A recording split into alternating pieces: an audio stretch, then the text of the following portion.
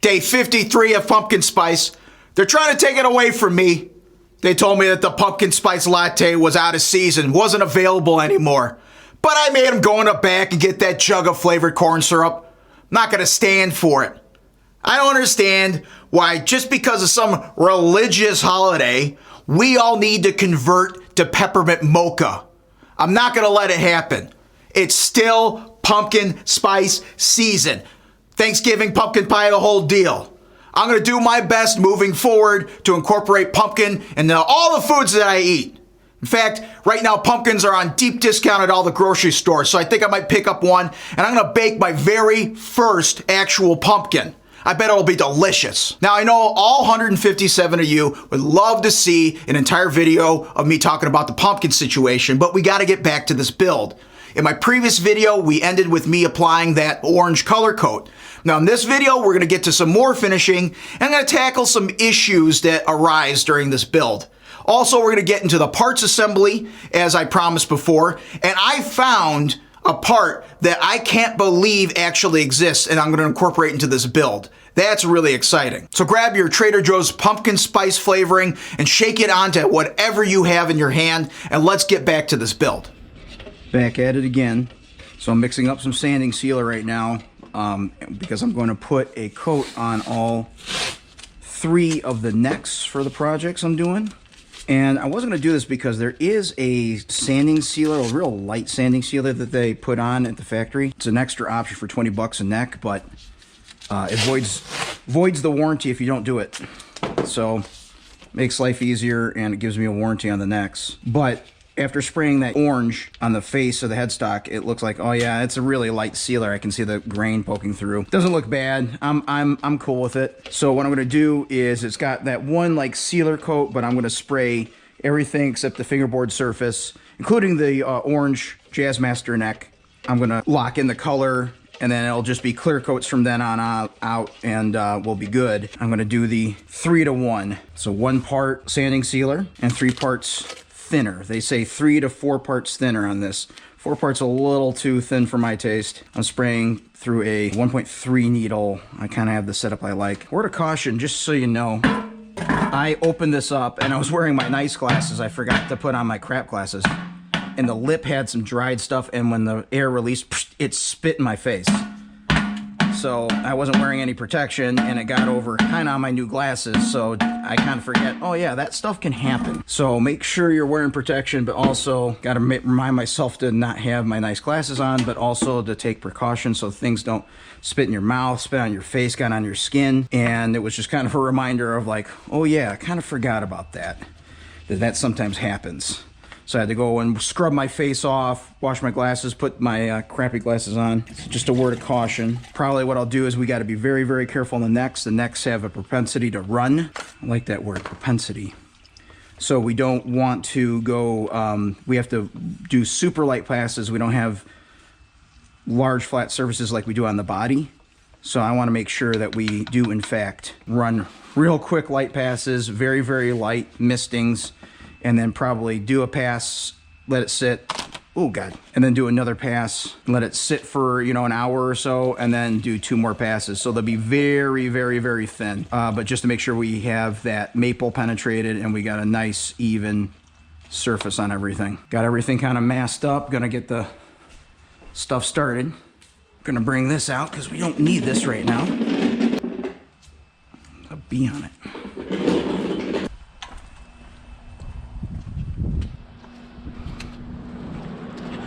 What a beautiful late October day. We're gonna spray this.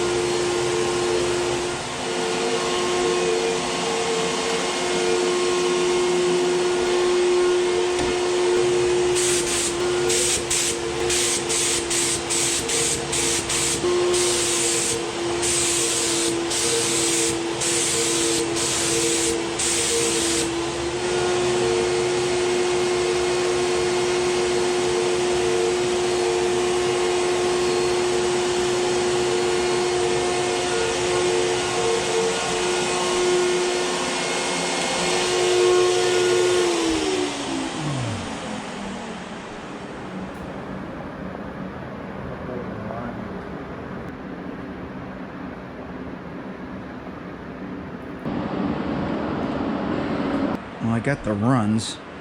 It looks like it might have worked itself out. A little bit of a ridge on there. Tiny bit of a ridge, but I had some drips right here and on the heel. A little bit on there, but it leveled itself out. Thank God. How about that? Looking good.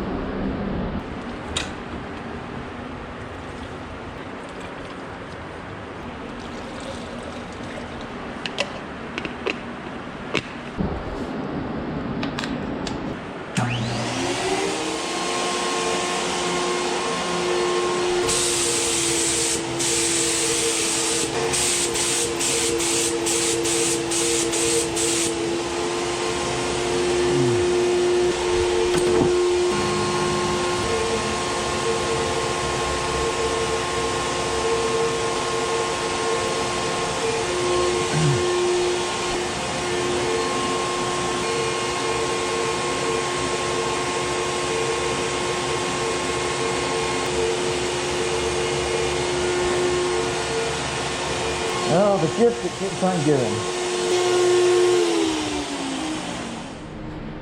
Alright, it's been a little over 20 minutes, and we got a hair right there in the finish.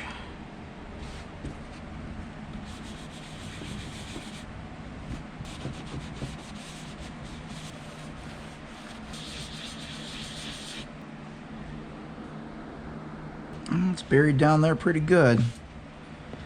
I sure hope I don't have to re-coat this. I'm trying not to go into the color.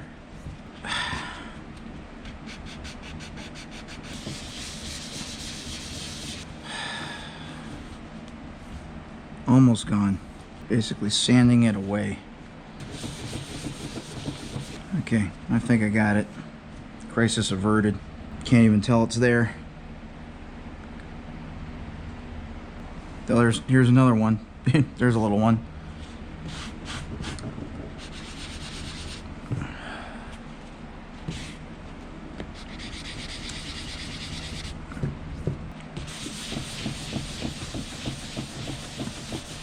All right, we still got a little bit left in the gun.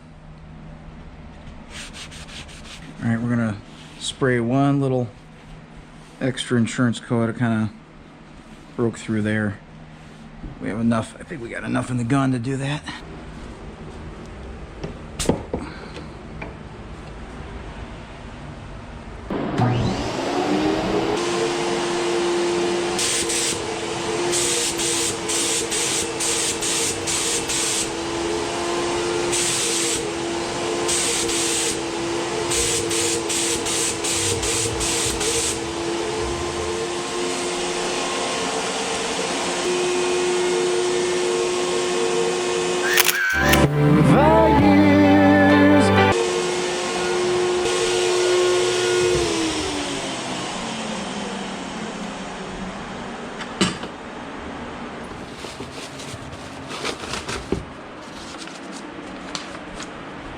All right, this is the sanding sealer mixed up thin. 3 parts thinner to 1 part lacquer.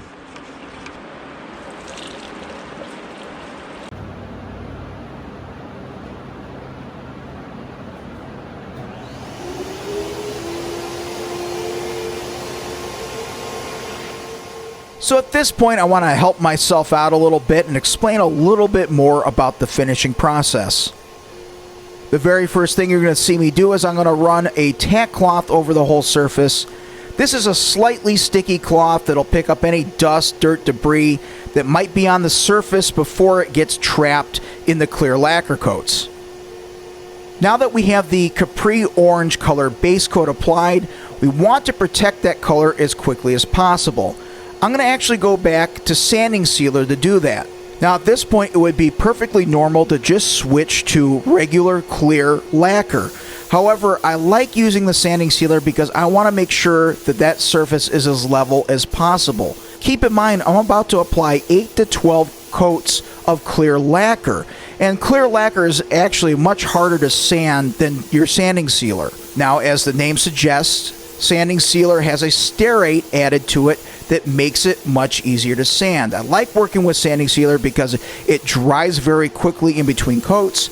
And then when you sand it, it chalks up to this nice, fine, powdery dust that gets it level very quickly. However, people will often suggest when finishing that you use as little sanding sealer as possible because it does make the finish more soft. In fact, I use shellac, a traditional sanding sealer, as a base coat to any guitar that I want to intentionally crack and weather check the top lacquer coats. However, keep in mind, even though I'm spraying a lot of the sanding sealer, I am sanding most of it back. And with the nature of the ashwood and of course the grain popping through on that peg head, I want to make sure that I get that finish as level as possible for all the clear coats to follow.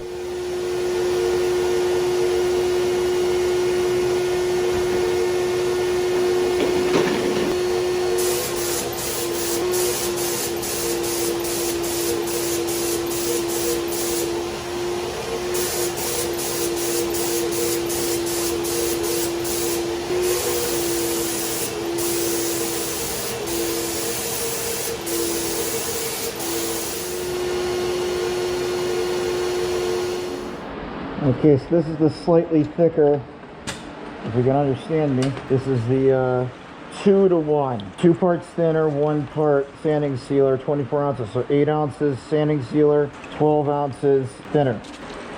Try to go for one big ass full pass. And this is a bit thicker.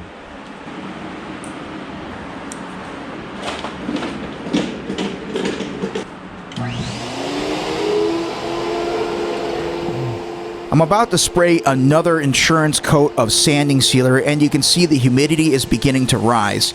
And first, I'm going to spray on a test board that has the finishes for a few other projects I've been working on.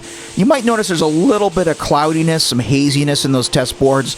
That's because I've been running into some issues with blushing. And as always, I'm spraying on these test boards to make sure that I'm not getting blushing at this time before I start spraying on the actual projects. I wanted to take a moment here to just share with you a couple other personal builds I was spraying at the time.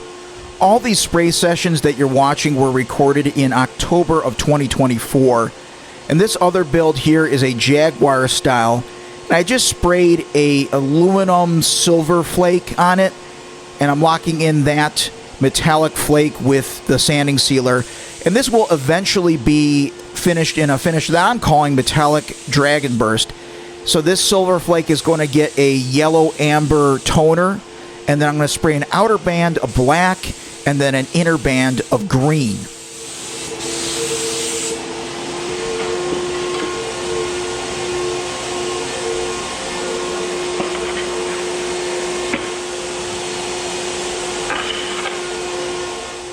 The other guitar that I'm working on is a Strat style build, which is my Cars to Guitars Volume 4, and this is a 1968 Oldsmobile color Jade Gold Metallic, which is a very, very dark green metallic finish. You'll also notice that the setup here in the garage is a little bit different. I don't have the knockdown spray booth in the door like I usually do. This is because I'm spraying often at night, and when you have the garage door fully open at night, all the bugs are attracted to the bright lights that I use for finishing, and they start dive bombing into the finish. It's also been fairly windy during a lot of these spray sessions, so I have it kind of closed off to prevent any dust and debris blowing in as well. Of course, this is not ideal, but as your independent garage dwelling finisher, you gotta make do with what you have. My goal is to eventually build a completely independent, permanent spray booth with an explosion-proof fan that's enclosed and that you can somewhat regulate the temperature and humidity. And speaking humidity, I was mentioning blushing earlier. So for those of you who don't know what blushing is, this is basically when the lacquer finish dries before all the solvents and the moisture in the finish get a chance to evaporate. This causes this haziness or cloudiness that's in the finish. As the humidity rises, there's more of a chance that this blushing will occur. There are a few ways to combat this. One is to add a lacquer retarder to the finish, which is basically a powerful mixture of solvents that are slow drying and open up the drying time that give the moisture a chance to evaporate before it skins over. If you do finish and blushing occurs, the other thing is you can use Blush Out, which is a spray can that has the solvent mixture in there that will basically soften the finish once again, reopen the drying time, and allow that cloudiness or haziness to evaporate before it dries again. But getting back to our International Color asymmetrical long scale build, I wanted to do a recap of the finish applied so far. This is just a visual representation. It's not the scale, so don't jump down my throat. So the very first thing we did was we applied a few passes of grain filler, and then we sanded that back level so the filler was only in the pores of the ash wood. Then we started building our sanding sealer coats. I sprayed about 4 coats of sanding sealer, and then I sanded that back level with the surface of the finish. This penetrates the wood a little bit, but it's going to sink back into the pores, so we have to spray a couple more coats of sanding sealer, and then we sand that back level so we have at least 1 coat of sanding sealer covering all the wood on the guitar. Next, I applied the white surfacer primer. 2 coats of that were sprayed until I sanded that flat so we had a nice level surface and a good base for our color. Next, we applied the Fiat Orange color base coat. Now, this coat has to be perfect. We can't touch this up. You don't sand or level a color coat. The only time you would do that is if there's something contaminating the finish or if there's an issue, then you would sand it and then reapply color, but you have to make sure the color coat is perfect. We're also going to shift this color coat a little bit so it matches the Capri Orange, but more on that later. And what you're watching right here is me applying a few more coats of that sanding sealer to lock in the color, and eventually that too will be sanded flat. And the idea from there is to start building our clear nitro lacquer coats. These clear coats will provide some nice depth and a glossy sheen that will make this guitar look like it came out of a factory. At least this is my plan moving forward, but we have run into a few issues with the finish, not just for this guitar, but for everything that I'm spraying. And the first issue is natural. As we approach these colder months, there are fluctuations in temperature and humidity. This causes the finish to spray differently. The same exact finish that's spraying perfectly on Saturday afternoon might be spraying horribly on Sunday afternoon with blushing and orange peel. This requires adjustments in between every spray session. I might have to adjust the viscosity of the lacquer.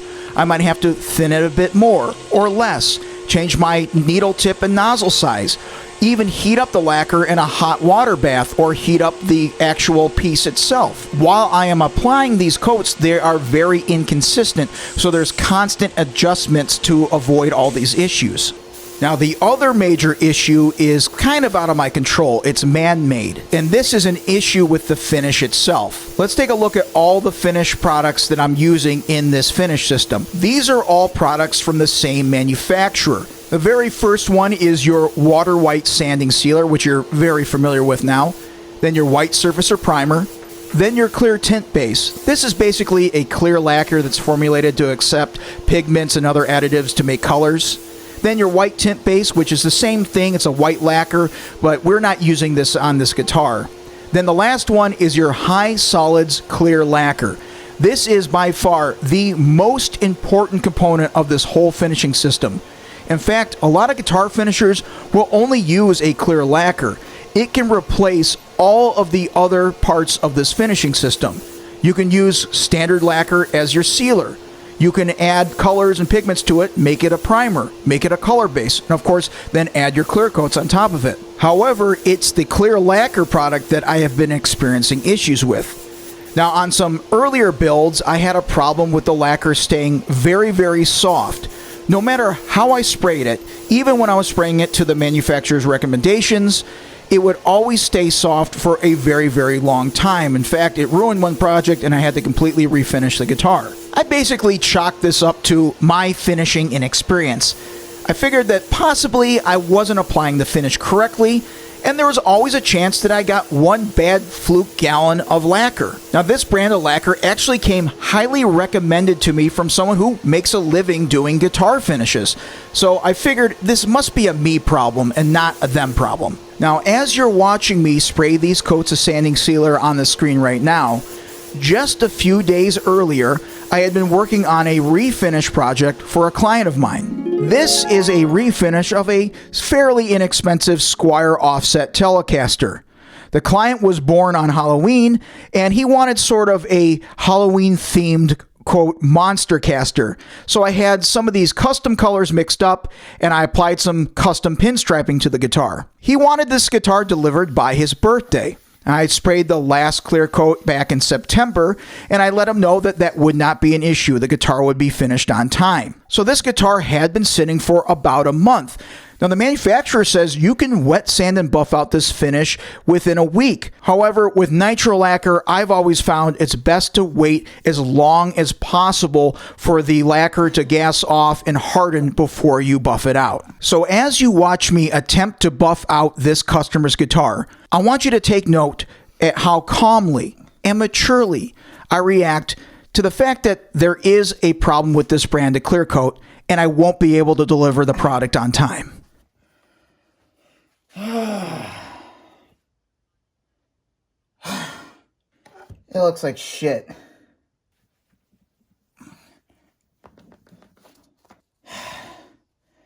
Looks like shit. God damn it.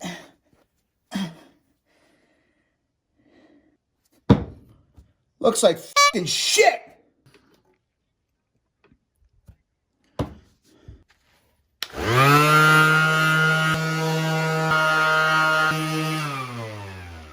This looks terrible. It's not buffing out. It's not turning glossy. God damn it. This is a fucking disaster. Fuck. I got a billion fucking guitars to finish today. Fuck. This has always worked. All the time. It's worked every fucking time. It's fucking worked. It's looked great. I do one for a customer. I take money for it and it's fucked up. Jesus Christ. Fuck. Fuck. I shit the bed on this one. Fuck. God damn it. God damn it. So as you can see, I handled that setback quite gracefully. At this point, I called up my client and I explained the situation and, of course, offered to refund all of his money until we came up with a proper solution. And I'm very grateful. He was very cool and understanding about it, and he refused to take any money back. It would eventually get done correctly. The guitar was just a for fun project. It was nothing that was really super important. He knew I did good finish work, and in fact, that when this one was finished, he had a few other finishing projects lined up for me. So I'm very, very grateful for that.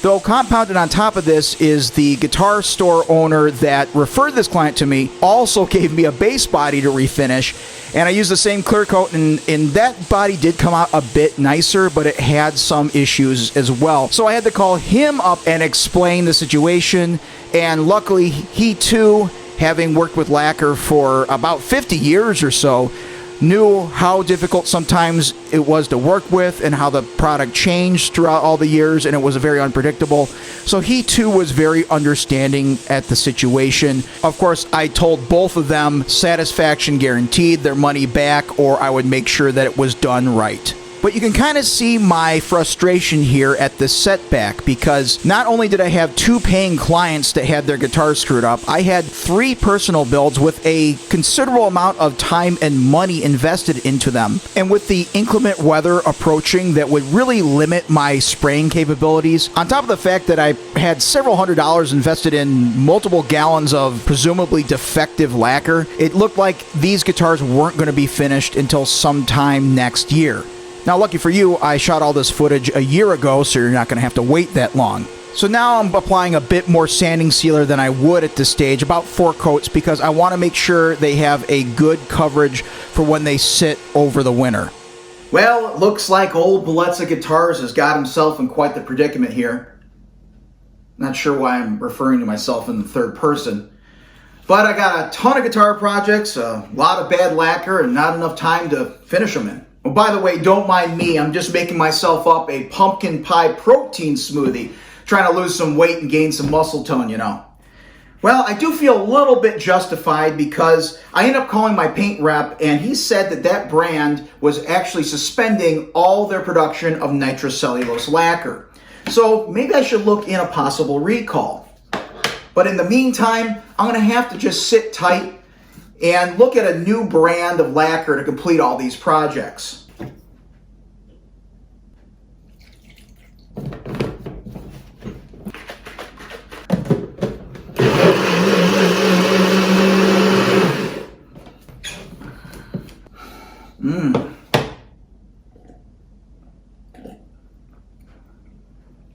Oh, delicious.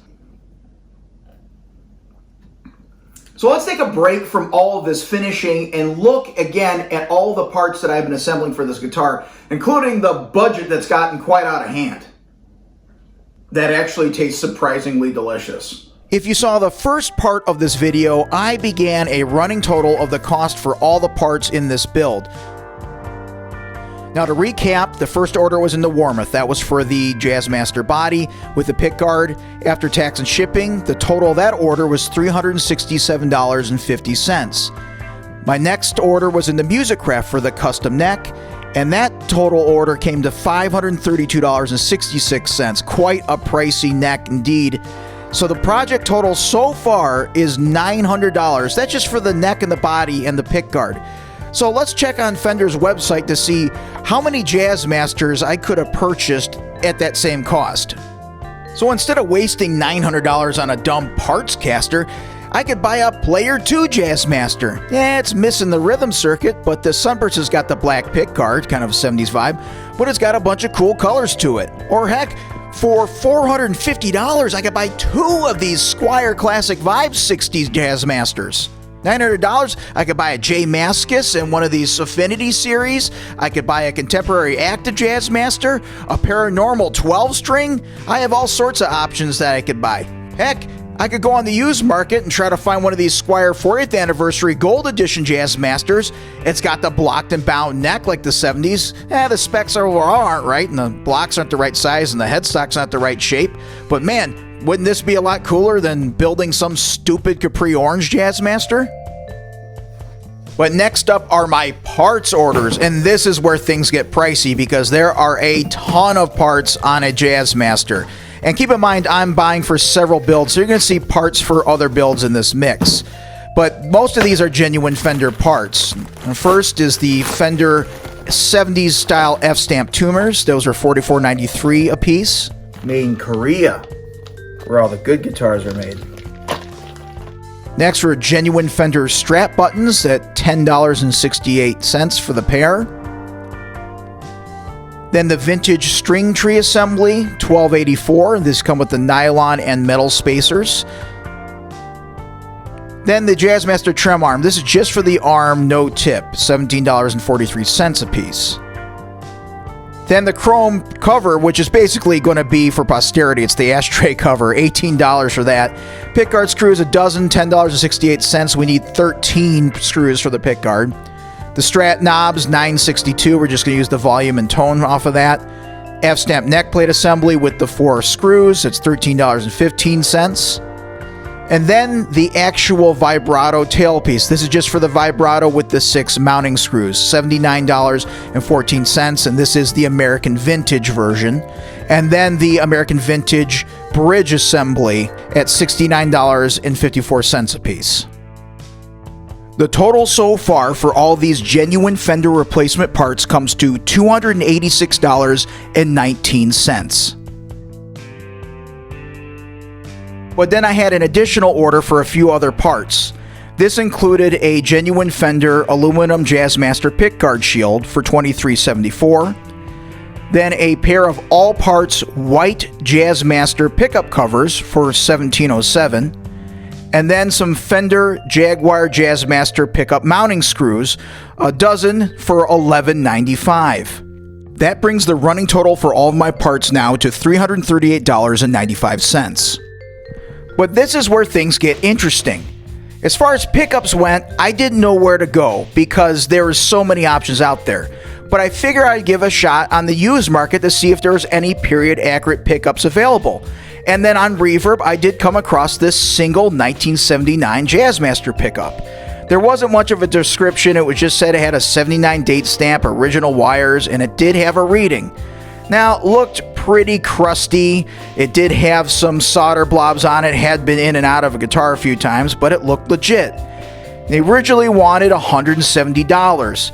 So I shot an offer for $125, which I thought was fair, and they accepted. So with tax and shipping, I got this pickup delivered for just under $150. But now I had a problem on my hand. I had one working 1979 Jazzmaster pickup, so I needed to find another. But at the time, there weren't any other ones close to that available on the market. But then just 3 days later, this listing popped on eBay.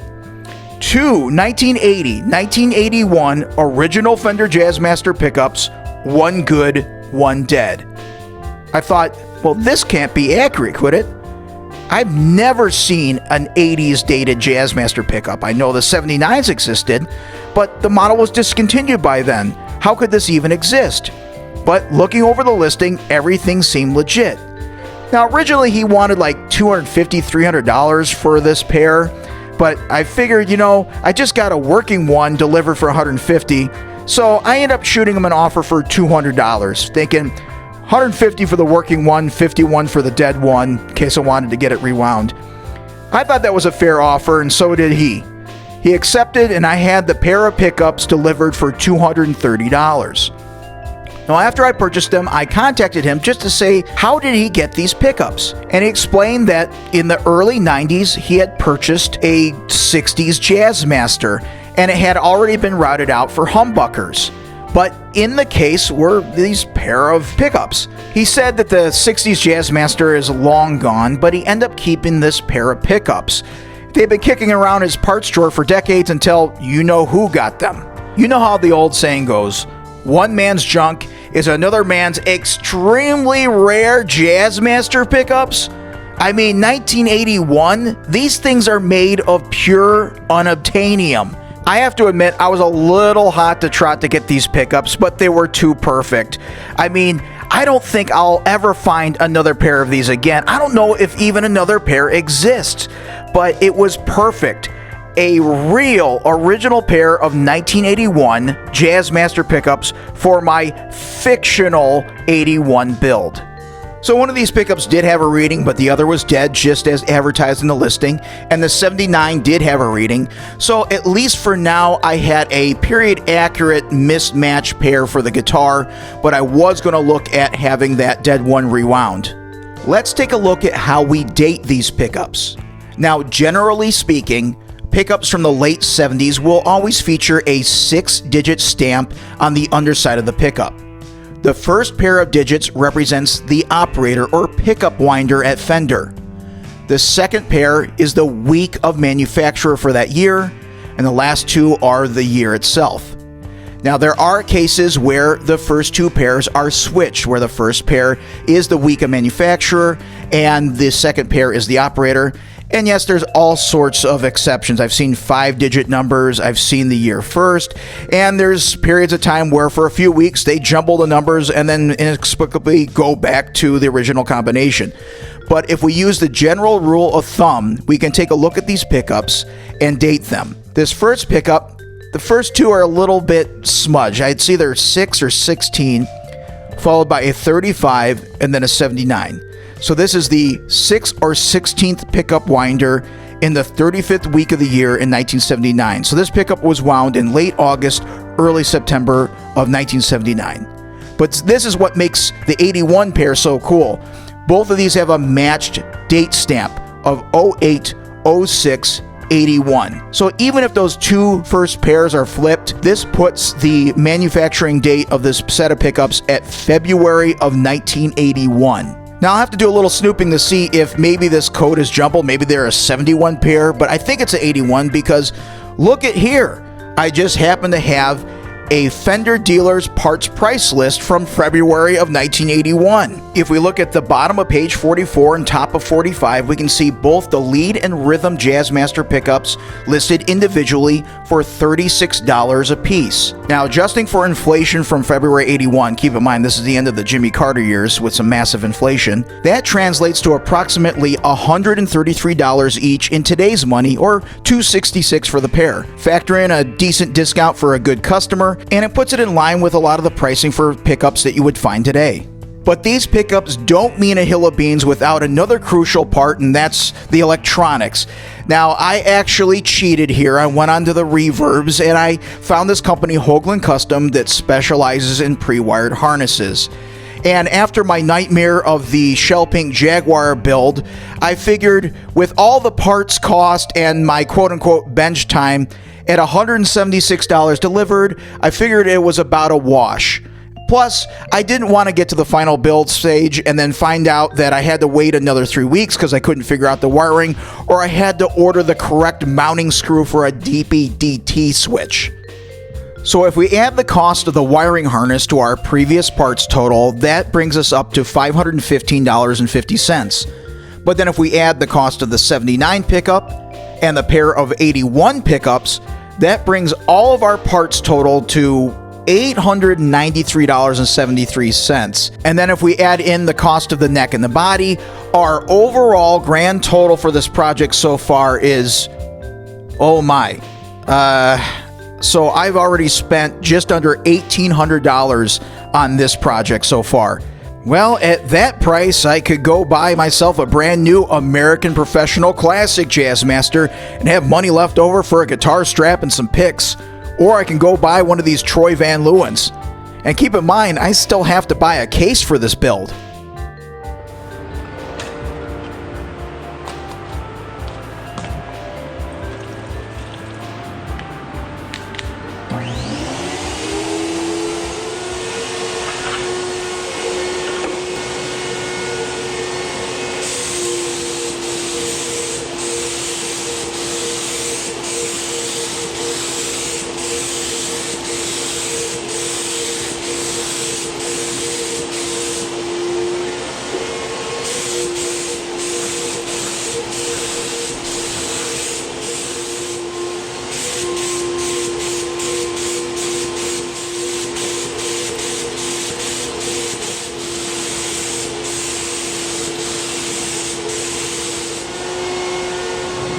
Oh boy, that was one of the longest spray sessions I've had. It was a little over a half hour of straight spraying. And so I had the real thin sanding sealer. Again, why I'm using sanding sealer is I really want to lock in the color before I go to clears, and because I know I'm having a problem on my other projects with these clears here. I want to make sure at least I get the color. I want to get that locked in and protected first and then get it level. So when I go to the clear, I know it's at least protected by a good surface and it's nice and level in case I got to start over or strip it a little bit. But I had some problems with the blushing. It really slowly, that Lacquer's co-solvent kind of, it would skin over, but then there'd be enough in it so it would, like after about 45 seconds, it would slowly, the blushing would completely release itself. So I think they're fairly dry, but I'm gonna let them sit for more than I would usually. I might not spray it again. I feel I might be pushing it. So they got a good three solid thin coats. Again, 3 to 1. And then this last one, I'm letting it sit for a while and just trying not to kick up the dust in here. I don't know, I'm gonna let these sit for at least a half hour, probably closer to an hour, and then I'll have to see if I'm gonna call it a night. But that was a pretty stressful situation. So after a couple very stressful spray sessions, I decided to take a break and walk around my neighborhood, and I was able to capture some pictures of this beautiful autumn foliage. Next to spring and winter, fall is my absolute favorite season. Just look at all this beautiful foliage. It's not foliage, Mom. It's foliage. That's what I said, foliage. And as I see these beautiful fall colors, I can't help but be reminded of my favorite thing in the world, guitar finishes. And it gives me ideas for future guitar finishes. But if you look at the 1971 Dodge color chart, they have a very, very unique and wide selection of colors, but many that fall into what I would call an autumn category. Gives me some ideas for some future builds. And when I got back from my walk, I couldn't help myself but do a few little mock-ups of what this Jazzmaster, asymmetrical long scale build is going to look like when it's done. I also went out to my garden and picked the only thing that grew this year, really hot ghost peppers. I think you're supposed to blanch these. I'm impatient and I really don't know what I'm doing. And these peppers are actually too hot for me. I want to use them very sparingly. But this is 4 dozen ghost peppers that I picked today. Pretty much one of the only things that actually grew in my garden this year. So I'm going to try to see how these freeze in my pack to use them in sauces or something like that down the line. And here he is, the star of our show, direct from the bar, Gene Martin. All right, round 4, here we go.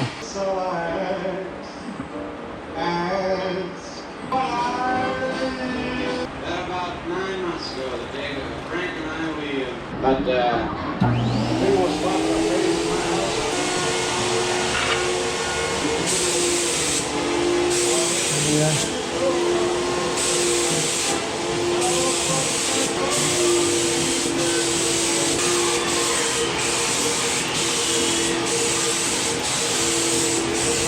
Okay. Odd day of spring at odd time. It's what day is it? Tuesday, October 29th, and we got up to 80 degrees today. So getting some of that late hot summer weather, which we've been getting pretty much every single year for the last 5 years or so. Every single year, late October, November, I've been getting these really hot spray days. So just kind of fuming out the garage. Luckily, not a lot of bugs and dust, doing this setup here, even though it's not the greatest setup. But it's kept a lot of the bugs, because at night when it gets dark and they see all the lights in here, they love flying in and dive bombing right into the wet finishes. They're flies and mosquitoes. They're sexually attracted to lacquer fumes, I swear to God. I don't know what the future holds. I got one more day. Work's been really, really busy. I was working my ass off today. I'm working from home again tomorrow, maybe even Thursday, but a lot of stuff. I'll probably have to work late tonight. And it's World Series Game 4, Dodgers-Yankees, and been good baseball. The first game I missed, of course, and that was the exciting one. But I kind of want to see some baseball. I need to clean myself up, but I need to do some work. And what I've been listening to here. So my original early 2000s bootleg of the Rat Pack 1962 at the Villa Venice. And actually, the Villa Venice was burned down by mobsters in 1966, I believe. So a little Chicago area history and lore for you. Now I'm going to have to jump in and correct myself here. The Villa Venice actually burned down in 1967, and it was done allegedly by mobsters, but I don't think that's exactly true.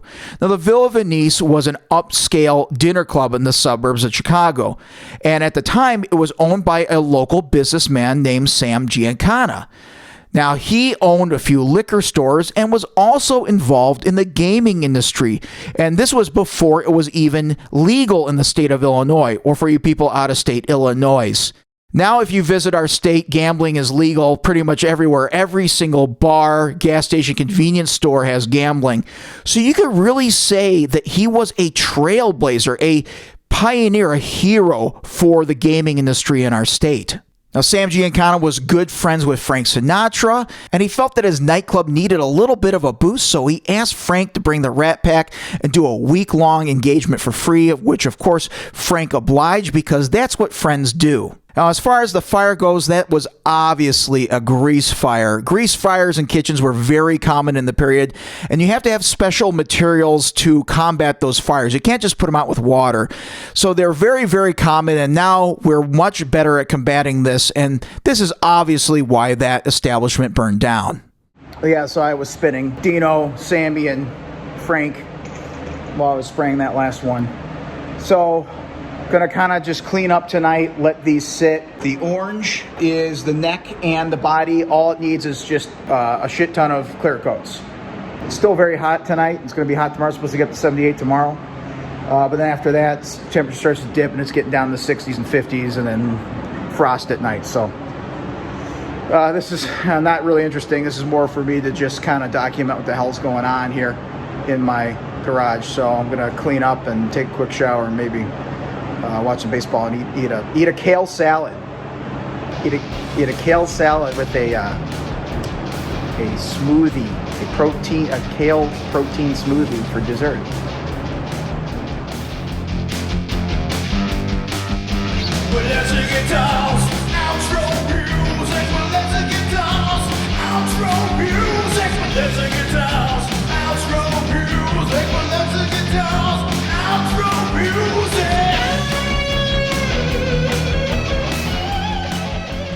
Well, working on all these guitars has certainly worked up quite the appetite, and I'm about to dive into a hearty fall meal with a brand new recipe that I just invented, pumpkin spice chicken breast.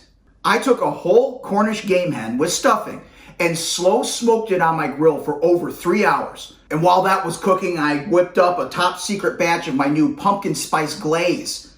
I applied this just like a gravy over all my chicken, my baked potato, and my stuffing. And then for presentation, we just garnish it with some whole cloves. And I'm also enjoying a few pumpkin ales along with this meal. But of course, the piece de resistance is the whole roasted pumpkin.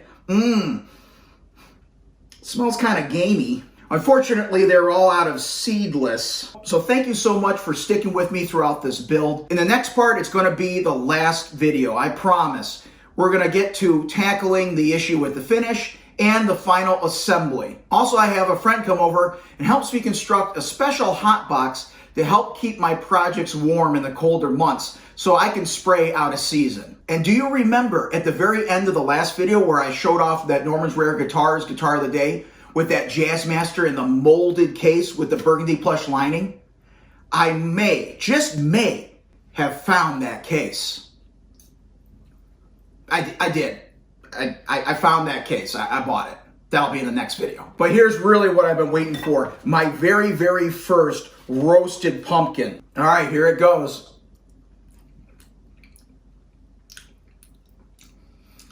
Oh, that tastes awful. That doesn't taste like a pumpkin pie at all. I must have gotten a bad one. Oh.